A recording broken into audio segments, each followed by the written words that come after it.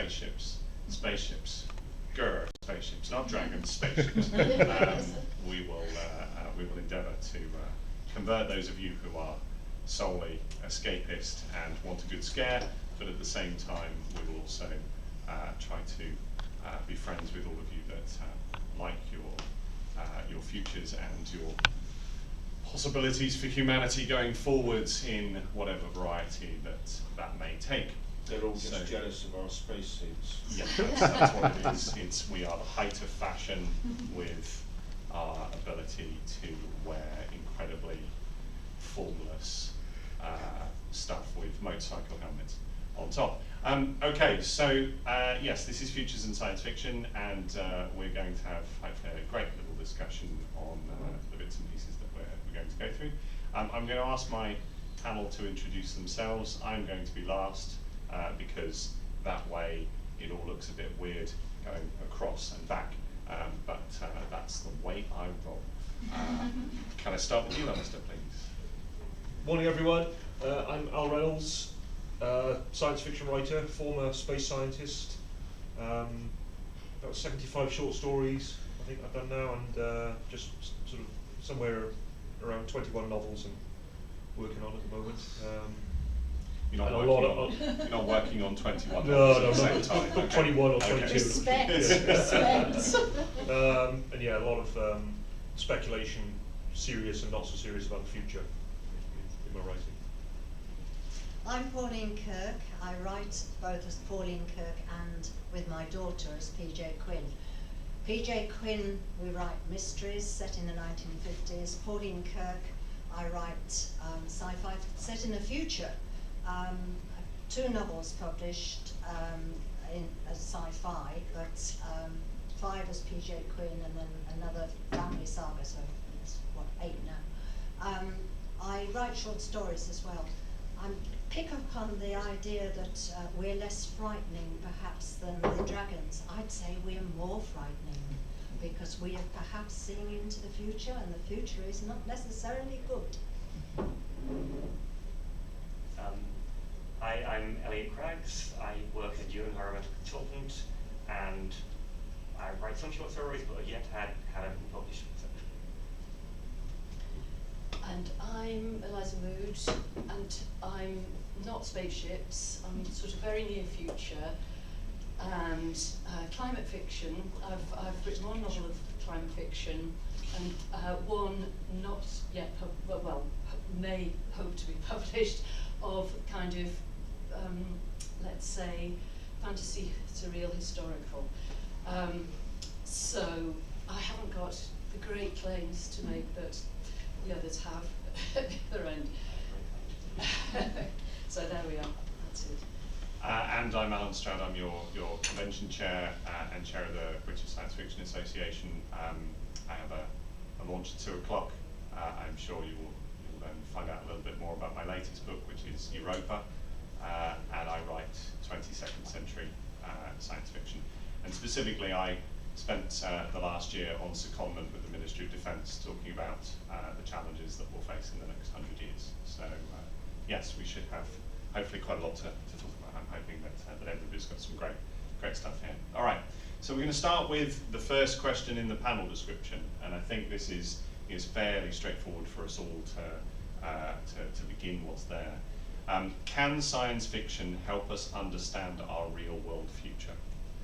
Now, you could, as a panel, elect to answer that with yes or no. I would invite you to give us a slightly more reasoned and measured response, if that would be possible, please. Who would like to start? Do you want to start, Alastair? Okay. I think we all agree that science fiction is not a predictive medium. There have been a few instances of science fiction books and stories which have made accurate predictions about the future, gadgets and social changes, but for all the hits there are many more misses.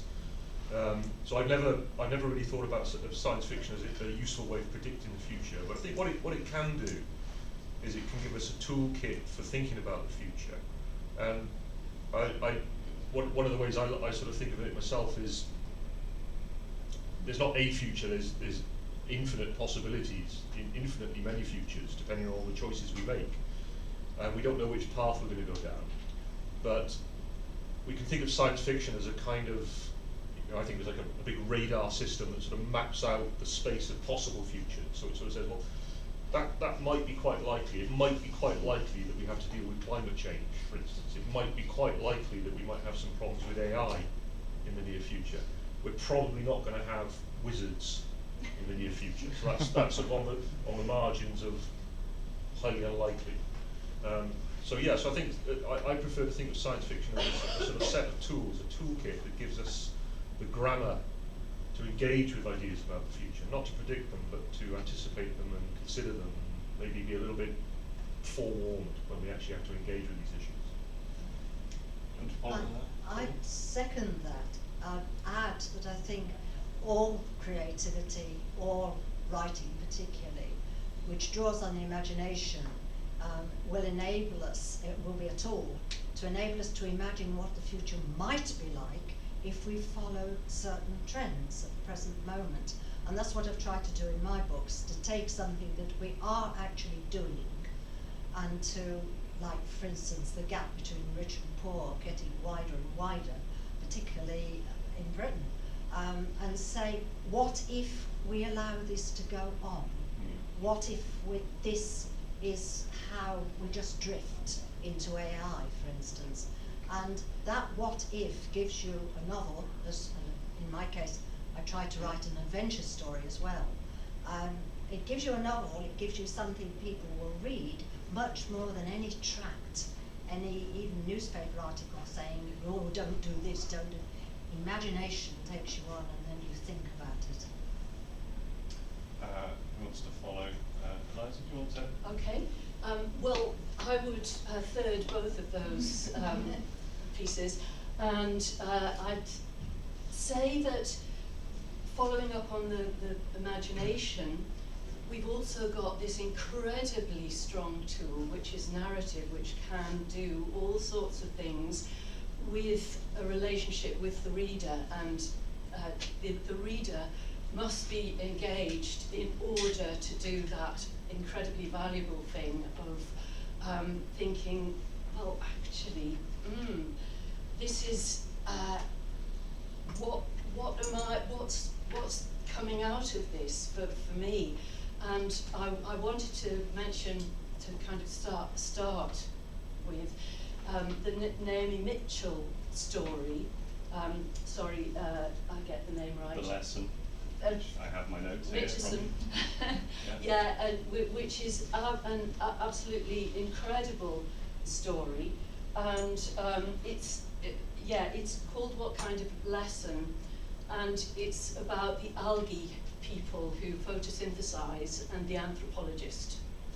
And in a sense, our narrators or characters might be anthropologists in space, if we have spaceships, or they might be anthropologists in reality attempting to be. And what does the anthropologist miss that maybe, what does the narrator miss that maybe the reader can actually supply? And she asks the incredibly important question by saying, well, actually, yeah, we did connect with those algae people a little bit, but then they thought that we needed algae as well, and they tried to cut us up. So, we had to distance ourselves, we had to drop out of that parallel world. And I don't think, there may have been something to learn there, but I don't think we really learnt it. And the thing was that there were two groups of algae people, of course. There was the red browns and the greens. And very, very distantly, and they were very upset, the greens, that yes, we used to have trees like that. Our island used to have those things. They've all gone. We just live on the edges. We just live on seaweed and algae, and that's it. But the narrator missed it. Whoever that anthropologist's world was not going to be taken any further by learning from these people. So I thought that kind of summed it up rather well. I think there's a great deal that's said that I agree with already, so to try and add something constructive, I think the difference between science fiction and sort of, as here a lot of the writing, as said, a lot of creative endeavour can be looking forwards, even if it's not explicitly futuristic, is that science fiction, at least when you write in the near future, something like that, lets you look at what's available now and extrapolate directly without the allegory of more societal bits. I mean, just sort of contrasting Max Gladstone's Craft series, which is to an extent literalising the metaphor of a lot of finance and capitalism, whereas if you're doing sort of more, well, science fiction, I suppose the closest analogy to that would be mega corporations and cyberpunk, which is it's of the same ilk, but science fiction at least is a little bit more focused on that. Yeah. Okay. So I think we can kind of see broad agreement. This is going to be a very agreeable panel, clearly. I think I'd pick up a little bit of what Alastair said about you know, lots of ideas and putting ideas, and I was going to say mud at the wall. You know, we remember predictions that are accurate, and we kind of go back and go, oh, weren't those science fiction writers incredibly prophetic? But actually, if you are going to judge H.G. Wells, then judge him on his AA guns. Yes, he was incredibly prophetic. Judge him on drinking potions and floating to the moon. He was probably not so incredibly prophetic. So, you know, there are a variety of ways in which, you know, some of those elements can come about.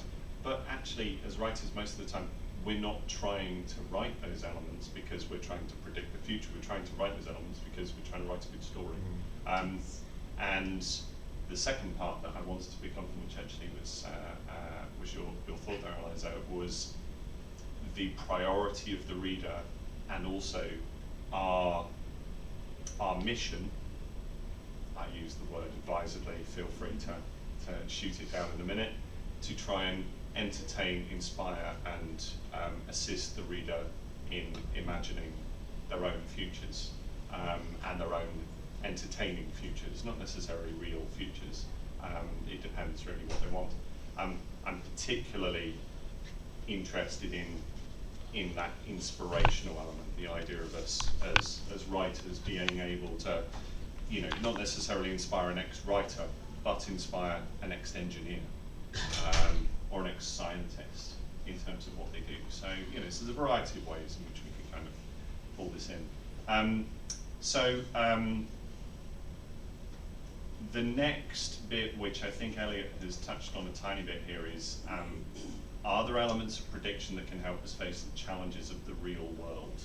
Now, we might want to get into a few specifics here and think about, you know, sort of ways in which we could comment on specific intentions. But I think this question can kind of be interpreted a couple of ways. Who would like to come in first? Well, we started at that end. Do we want to go from that end first? Is that right? Okay, Eliza, do you want to? Did you say that you would like to? I've got something if you'd like to go something. Okay, well, will you? Okay. Let's collaboratively do this thing. Yeah. So I was going to say yes. Also inspire people and scientists about what maybe we ought not do, or we ought not to do, or we as scientists, because I don't know who's here, and I know I'm not, but anyway, I try. I think the collaborations between scientists and writers are brilliant. Oh, there's an absolutely brilliant one. I have to keep referring to this for names, because I'm not like my friend here, who's absolutely brilliant and knows it all. But Chiali Palpant, After Colour, when, you know, there are winds everywhere outside, and there's one piece of colour left in a jar, which the man who brings the boy in, who has that little piece of colour in a little snow globe, desires it, really desires it, because there's nothing like that. He remembers his father telling him about fishing when he was young, and that there used to be this kind of transparent stuff that flowed about. And of course he goes for the globe and drops it and it shatters. But actually what comes out is liquid out instead of blood out of the boy, because the boy's imagination basically was the thing that it just is all destroyed. Sorry, now I'm going to get emotional. Right, anyway, so that's what it does. Narrative and engaging people and reading this genre is can be very powerful. Sorry, what was the question I was So are there elements of prediction that can help us face challenges in Yes, the real world? right. Okay, real world challenges. I think there's been some absolutely fantastic stories and short stories that I've recently read about, because I'm interested in climate fiction, about climate scientists who are either working in the Arctic, on the Arctic sea ice, or in the Amazon, on the rainforest, accidentally finding themselves teaming up with indigenous people who actually know a lot. But when the two connect, bang, that's where the real practical stuff comes in. So Vandana Singh, Entanglement, a novella, is incredible, whereby a group of people, first of all 5, but then it's kind of presupposing that more and more will come into this, are connected by a wristband. The computer has done it, so it's random, but the incredible results of a tiny little connection happening at a poignant moment, or a moment of drama or difficulty in someone's life, where they're suddenly connected to somebody else and they say something which then actually changes what's happening in the other's lives. And it's very much a cross-continent connection and cross social class, ethnicity, and it's demonstrating that in action through the narrative, through the way that the titles for the different parts of the novella are when a butterfly flaps its wings in they say the Amazon, then something else will happen in Texas, and it does, and they're all sort of quite incredible things, and they're all to do with, in the lives of these people, with connections made between scientists and ordinary workaday people and indigenous knowledge. And similarly, just very quickly, I really like, on the same lines, Angela Penrose's Staying Afloat, which is her yeah, and also, I won't go into it all, and there was another one which was really brilliant, but anyway, there are loads. Elliot? In terms of challenges, I don't particularly feel that it's the technology so much in science fiction that helps. I read a lot of dystopian novels, apocalyptic novels, and climate fiction, and I keep getting told I'm pessimistic, and I really don't feel that I am. No, this isn't saying I'm a realist. My response is, in those novels, there are people living, surviving, and trying to better themselves and those around them. And to me, that is actually hopeful, because I'm looking at the world today. I am honestly afraid we're heading for a great many challenges ahead, great many crises, and to me, science fiction, that sort of near future novel, it lets me explore that mentally, and prepare myself sounds grandiose, but there's a certain amount of, build a certain layer of emotional scar tissue ahead of time. I would agree with that. I do write, I'm told, dystopian novels, but I don't think of them as such, and I certainly hope they're not just pessimistic, because I'm trying to tell a good story. I take up the points that unless you get the reader and you have a good narration, well, they won't bother going on. So you must balance, if you're trying to do any sort of sci-fi writing, technology, good story, and maybe prediction. Prediction can often be very out in date when you think of 1984 as past. But what was being said in 1984 about willingness to tolerate being spied upon, being in effect, just a cog of the state. That is almost coming true. And you think CTV scanners are everywhere. I read somewhere that there are, in many homes, 50 smart devices that can be used for surveillance by hostile, either your own government or another government. So I'm not worried if, in a sense, sci-fi is sometimes apparently wrong, particularly if it's wrong in the dates. But if it starts people thinking that might happen, if we allow that, then you are doing something that is absolutely vital, getting people to think. And the best science fiction for me tells me a really good story. I can't put the book down, but I'm also left thinking, oh, you know, there's a lot in that. Maybe, you never know. So I'm not worried about whether it actually predicts. What I want is people to think.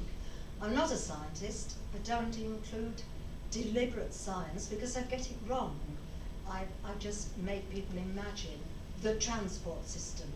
What is a future transport system going to be like? Call it a transporter. Then you don't have to describe it in detail. So I'm avoiding hard science. I'm just hoping for imagination. Alastair, can you just recap the question? I certainly can. That's not flippant. Very detailed. I just want to make sure I'm on point. No, it's entirely fine. Okay. Are there elements of prediction that can help us face challenges in the real world? I think my default setting as a human being is probably more on the optimistic than pessimistic side. But when I'm a writer, I'm often governed by, say, the wishes of some other party who might have asked me to write a short story, and that will dictate to a large degree the kind of assumptions and filters I bring to a piece of work. A lot of what I do is very sort of far future, so it's millions of years in the future, or some sort of almost like what happens in the next 100 years doesn't really matter. But I also do stuff that's much more sort of near future, or just the present moment tweaked a little bit. And I'm doing some stuff at the moment for a company that sort of their big stick is 3D spatial mapping, so virtual spaces, augmented reality, all that kind of stuff, which is kind of, they keep telling us it's coming, isn't it? Like smart glasses. Yeah. But I think it maybe after a sort of false bubble a few years ago with Google Glasses, then there's sort of a sense that this is actually going to happen now. We'll all be sort of seeing virtual objects everywhere. And what they wanted was me to look at a kind of a dystopian look at the possibilities of that technology, but also a utopian look at the possibilities. So I kind of put the utopian hat on when I wrote one story and the dystopian hat when I wrote the other. But I think they're both ways of, for me, thinking about the possibilities of that technology, and the pitfalls and the upsides as well. And I think that kind of activity as a writer, again, we're not predicting the future, but we're sort of saying, well, here are the sort of speed bumps we might want to look out for that are coming maybe in 5 years or 10 years. And that could be sort of AI or genetic engineering. And I remember that one of the things science fiction does, it doesn't just give us a toolkit, it also gives us some nomenclature, because genetic engineering is a term that originated in science fiction, and it's not the only one. So a lot of the jargon we throw around and politicians throw around, a lot of it originated in science fiction, and it's given us a sort of little shorthand to sort of encapsulate these big, scary ideas. And we can kind of can sum up some of the elements of perhaps the kind of Black Mirror approach, which is be careful. If you go this way too far, then this could happen, and that absolutely has its role and can help. I think this is the point where I would suggest that Kim Stanley Robinson probably needs to be mentioned, in that when we're talking about perhaps the more positive elements, Ministry of the Future, if you've not read it, I heartily recommend it. It's a very big book, but the beginning is harrowing. I give you no spoilers here. I prepare you and insulate you for the first chapter. It is absolutely devastating, and it is absolutely awful to read about the circumstances that are outlined in the beginning of the book. But it is a book that has so much faith in human society because by the end of the book, the crisis has been solved, and humanity has found a way to deal with carbon and to deal with, you know, the climate crisis that we face. I don't entirely think that the entire stretch of the thing that solves the problem is plausible. I think there are one or two places where there are some issues that you would question.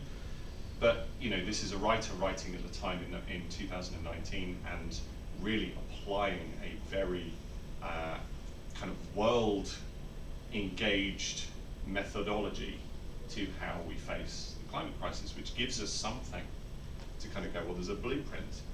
Probably won't happen that way, but we can at least learn something from it because it's offered a process. Sorry, could you just mention the book's name again? Yes, it's Ministry for the Future is the one that we're just discussing here. So yes, you know, I mean, we have that as a positive, you know, and we have, you know, kind of perhaps, and I'm being very general, Black Mirror or Black Mirror-esque as a kind of maybe a negative, and I think science fiction can do both things in terms of our engagement with challenges in the real world.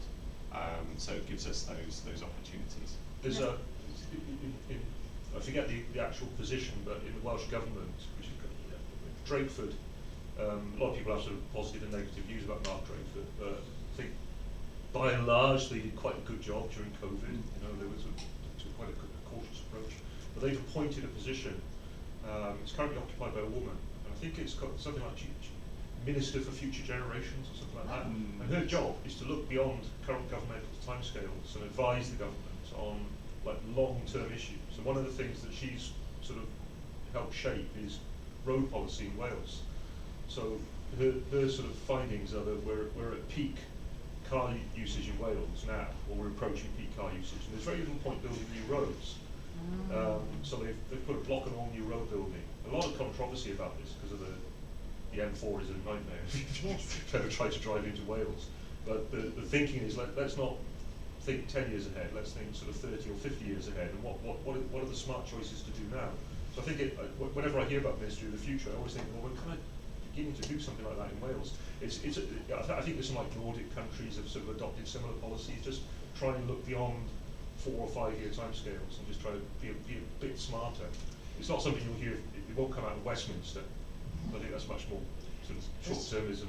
I think, I mean, that's interesting in that is a bit of bone of contention, a moment where we're going to disagree just a tiny bit. Because a lot of my work over the last year has been working with the UK government on specifically those sort of 100-year kind of looks. So I would agree with you to a point in that yes, we don't hear that from Westminster directly.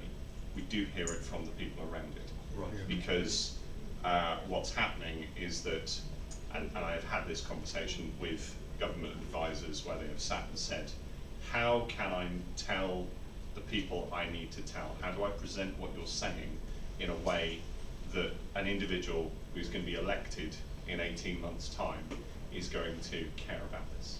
How do I think about this in terms of someone who is considering their voters?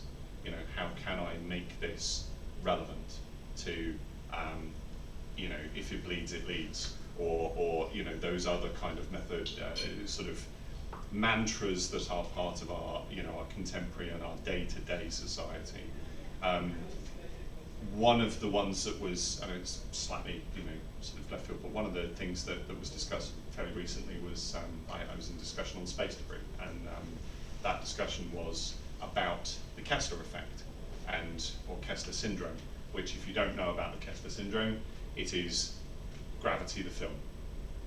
It is a maelstrom of space debris around planet, and how that is, you know, how we deal with that, and how it works at different altitudes, because you know that can begin at one altitude, it may not spread, it may spread in terms of what's there.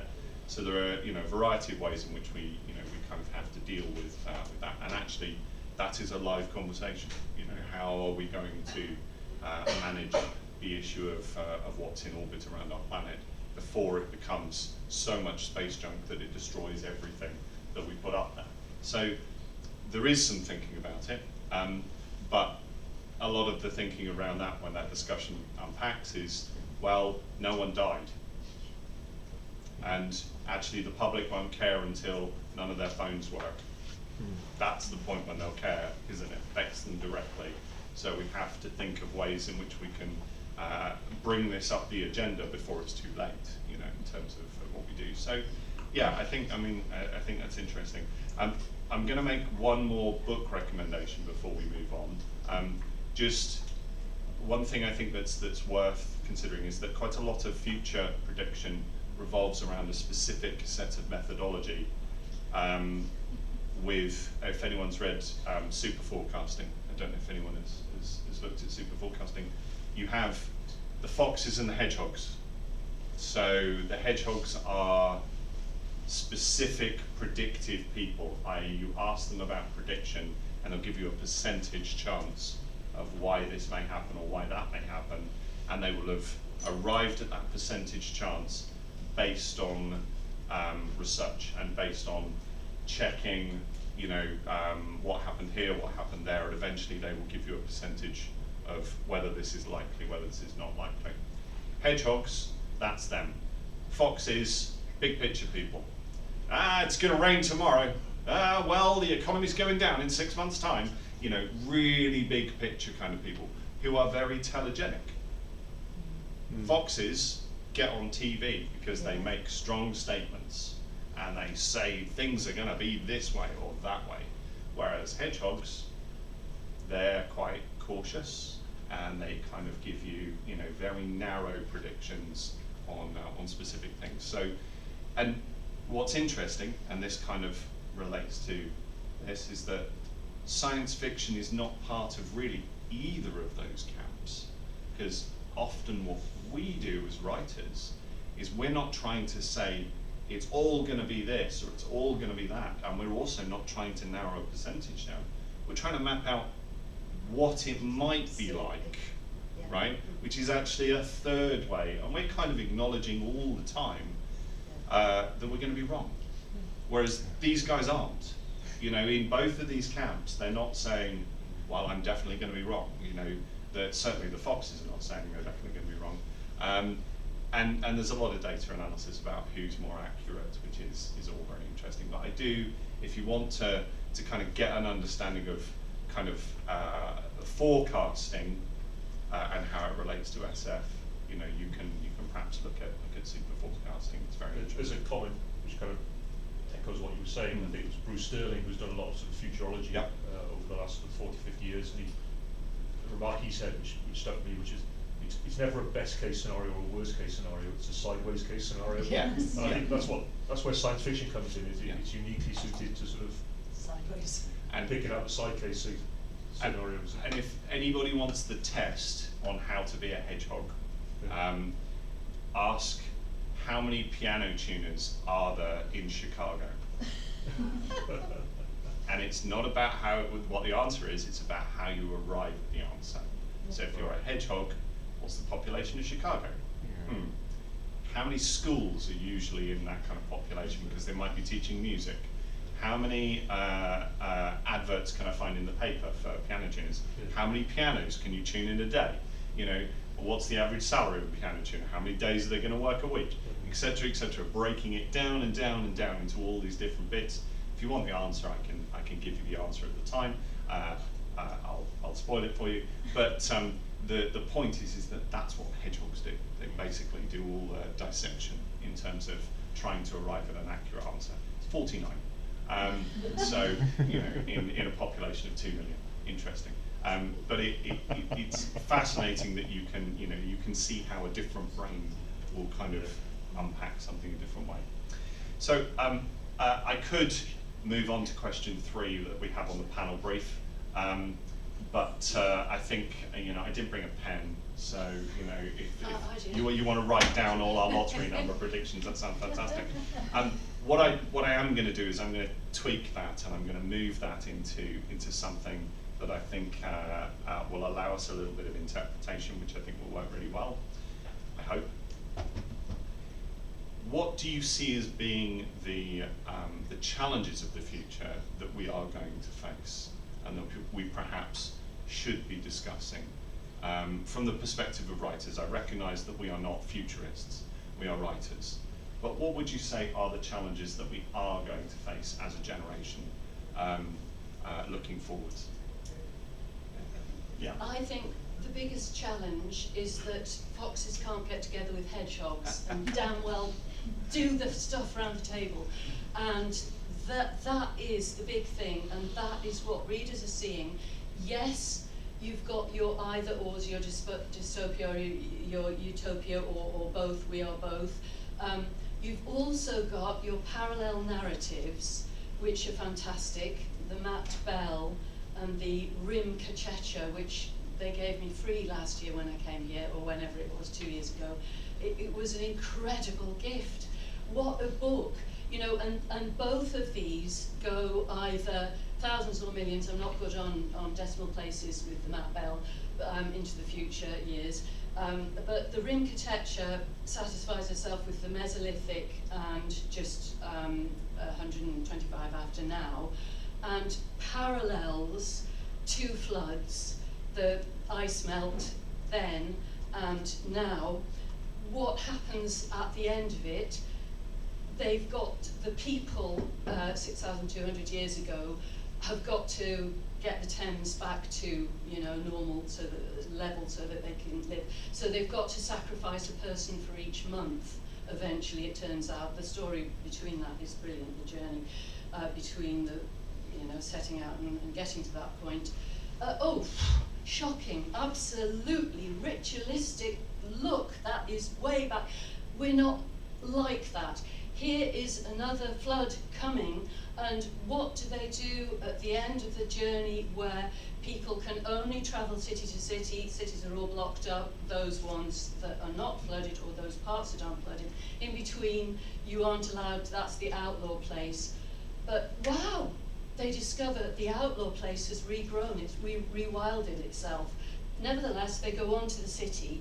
In the city, one of the kids of the family, we're not a community now, no, we haven't got all that supportive network that they had 6,200 years ago. We've got a little family of 3. The kid gets his hand cut and is infected, and of course there's a virus. So 2 people out of the 3 who have made this long journey cannot go into the city. They must go into the outlaw place. But we already know as readers that the outlaw place is the good place because it's full of little families that have been stuck out, and it's got loads of trees, and it's got water, and it's got everything.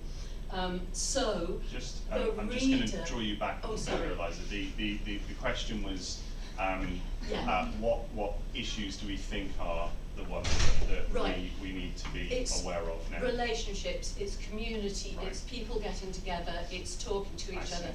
It's the fact that we will actually, there will be lots and lots of anger and stuff and denial and everything else, but it's all part of it. You know, how do we all, and we don't all have to think the same thing, and you know. Would you say that's a faith in humanity? Well, essentially. yes, yeah, I suppose so, but it isn't either optimism or pessimism, and I was just saying with the parallel narratives that you can have both, and then the reader does the important thing. So, yeah. Anybody else want to come in on things that we feel are going to be the challenges that we're I think the facing? challenge that's not actually being recognised that much, at least in the media, is despair. A lot of young people, when you talk to them, say, well, I'm not going to be alive in 20 years, so why do I do that? The world is going to be burning, flooded, whatever they have been reading. And despair means you don't try. And we must not give up.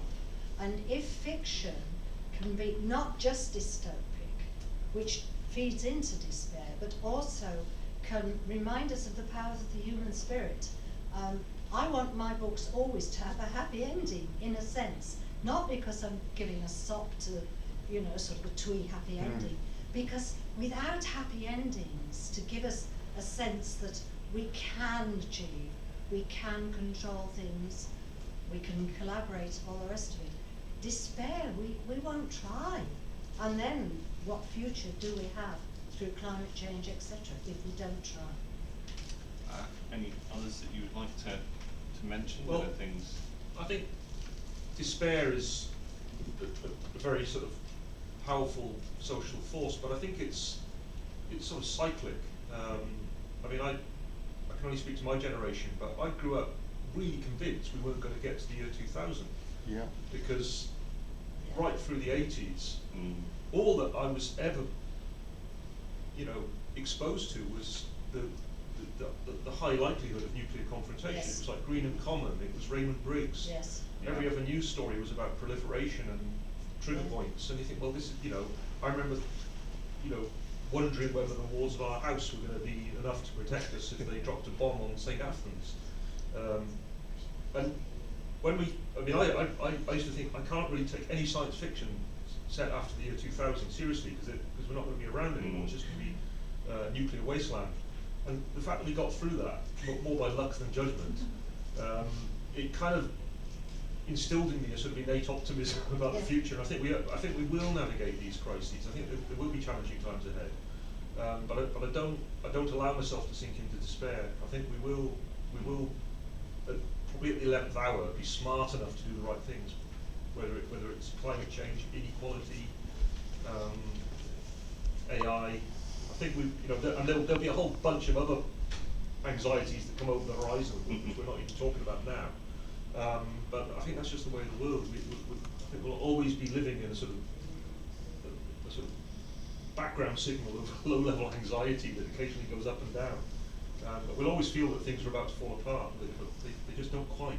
For those of us who are lucky enough to live in the West, at least. Mm. Yeah, when you think back to how people must have felt during the Wars of the Roses, for instance, I doubt if they felt very optimistic. Or the the kind of four horsemen period in the 14th century. Yeah. Elliot? I think just to follow on from the Wars of the Roses, just something not mine, but seen it online, probably that other people have, that thousands of people led happy and fulfilling lives during the last years of the Roman Empire. To my mind, things that I'm worried about at the moment that I see in fiction, think that's relatable. The points: environmental collapse, climate change, increase of pollution, environmental toxicity, the gradual collapse of infrastructure, and the complete failure of neoliberal capitalism, and rising political fascism to replace that. Okay, so I'm just going to ask the panel, could you just sorry for a second, I'm just feeling a little bit unwell, so, yeah, so I should be alright. Alright, I was just going to say I was going to ask you to take over questions, but I think we'll be alright.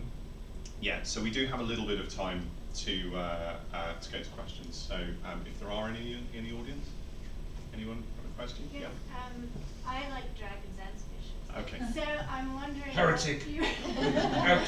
There's the door. Go. I'm wondering how you see the combination of science fiction and fantasy together in a single work. Okay, so the question is, how do we see the combination of science fiction and fantasy in a single work? I think that the sort of boundaries between the genres are kind of permeable and negotiable, always have been. How do we define science fiction? It's maybe fiction that plays within the parameters of science as we understand it at a given point in time, but that's also a set of moving goalposts. What would have been considered fantasy 100 years ago, we now allow to be science fiction, like many worlds or quantum mechanics or things like that. So I've never been too bothered by the intersection of science fiction and fantasy. I mean, a lot of the stuff I grew up with, like Doctor Who, very happily moved between both modes, and I enjoyed it, and I didn't really see a particular problem with that. So I think a lot of readers aren't bothered by it in the slightest. I guess there is a cultural element of kind of perception of when we start to get into this area of science fiction in the future, then we kind of think we have to be more serious, less dragons, less wizards. Whereas actually, more often what we're trying to do is we're trying to tell a story, and that's kind of the fundamental grounding point. I'm thinking of alchemy. That was regarded as fantasy. Well, in fact, it was basic chemistry. Yeah. Many things. Fantasy and science. Clark's law, isn't it? Yeah, We're they into merge. Yeah. Yeah. Okay. Any other questions? Sorry, Elliot, do you want to? So there's a lot of the bound is definitely very permeable. I'd say that, Star Wars is, well, it's arguably sci-fi, but you've got magic and swords. But particularly I think that a lot of the time, a lot of things get sucked into steampunk when it's a fantasy novel where someone tries to address how the magic would affect technology. And I think that's it's a classification problem in some respects, but. Yeah. Kevin? Yeah, I just wondered if you had any resources that you would, websites, so on, that you would look at in order to look at what science trends are going to be affecting us in the future. Any good books to look at? Oh, I'll have to find it. Do you ever look at New Scientist? Yes. So I think that quite a lot of what they cover from week to week is sort of like futurology, near future sort of concerns, coming technologies. That's where I get 5% of my scientific input now is from New Scientist. Thank you. I know they've got a bigger web presence as well, and they do podcasts and stuff like that. Thanks. There is it's futuretimeline.net, I think it is. Let me just. Yes, futuretimeline.net. So if anybody has not looked at futuretimeline.net, it is fabulous. This is a site that's been going since 2008, where they collate all the articles that are published that they can find and build them into what might happen every year for the next 100, 200, 300 years, and try and put it all together. It is amazing. You can search the stuff. Here we are. You can have a look. You can search the stuff based on what you think, and obviously as they get further out, there's a bit less to it, and and everything else. But you can go by decade. It's updated regularly. There is a whole little team behind it. It is my go-to in terms of a starting point of. Does it include science fiction dates? No. We're in that period now where we're in 2023, and obviously Terminator is set in 2029. So I love when those dates kind of roll past. It might be that they include them. I hadn't seen any, but who among you's read the Cities in Flight by James Blish? Big sort of space opera books from the 50s, and it starts in the year 2018. Oh wow! Which is when they discover anti-gravity and they lift Chicago off the planet. Well, we just had the 20th anniversary of the moon leaving Earth's orbit. We did indeed. With Martin Landau on it. So, no, I was going to ask, and do shut me down if you discuss this, because obviously I've been in and out and I haven't heard the panel. Do you think there's a schism between science fiction, where people say you should base science fiction on things that are currently being theoretically worked on, but also, like you say, between telling a story and saying, well, I'm going to talk about travelling faster than light because one day we're going to need to travel faster than light, so we'll figure it out. Do you think there's a schism between that kind of aspirational science fiction and stuff that is almost hard sci-fi, if you like? I wouldn't say there is, actually. Things I've read seem to me to blur it. Certainly an awful lot of films and TV actually blur it. And you're carried along with the force of the narration, and often in a film, of course, by the effects. And you don't make that separation when you're watching, if the story holds you enough. And that's its power, because it makes you start to think about things. Certainly someone like me who's a non-scientist originally, I wouldn't have thought about before, but once I've seen the film, and once I've done this panel, I will go and look things up, and I will find out more about that. So yeah, tell me fantasy things if you want, if it'll make me start looking at the science. Yeah, and if it makes us start thinking, I would suggest that there is evidence of a schism, but only depending on the individual's interpretation. The amount of kind of little feedback I've had, and this is not I also do not claim to be a scientist, but there is the amount of little feedback I've had on novels at different times of, oh but this, oh but that, and somebody has got very hung up on the specific physics of some specific thing. So you see a little evidence of that kind of reactive, you know, kind of audience. Well, it's not real, is it? You know, there is a little bit of evidence, but honestly, once you let that go, Yeah. we get to the serious stuff, don't we? We get to the fact that actually these stories make us think, and that's what they should do. I'm gonna close it there, I think, okay, because of time. We could go on another hour, but this has been fascinating. Sorry if I was, I'm feeling a little bit unwell, and now I'm all right. So, you know, so that's obviously clearly passed. You have the So we're all- future. Yeah, stuff was that. It's one of those things at conventions on a Saturday morning seems to be maybe I stay up too late on a Friday night, you know, send me to bed tonight if you see me up too late. Thank you very much, audience. Thank you very much, panel. I think we've had a wonderful discussion. Hopefully there's been some things in there that you've been able to take down. If there are any questions that you want to ask us in the transition and everything else, we're obviously around for the whole day and everything, so more than happy to take anything more. But thank you to everybody here.